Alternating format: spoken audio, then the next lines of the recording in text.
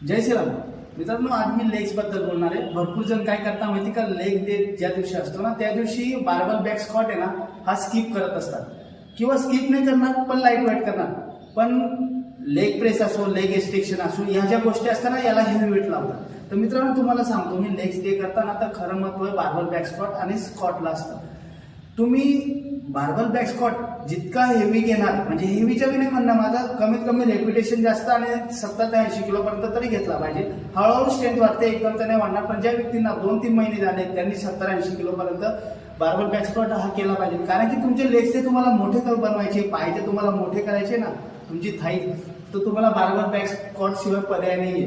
Leg press, leg extension वगैरे ह्या फक्त थोडा कटिंग द्यायला काम करतात. पण तुम्हाला जे तुमचे मोठे करायचे, मसल मास वाढवायचे चांगल्या पद्धतीने डाएट सोबत, तर तुम्हाला बार्बल बॅक स्क्वॉट करणं हे खूप महत्वाचं आहे. आणि हा स्किप करू नका.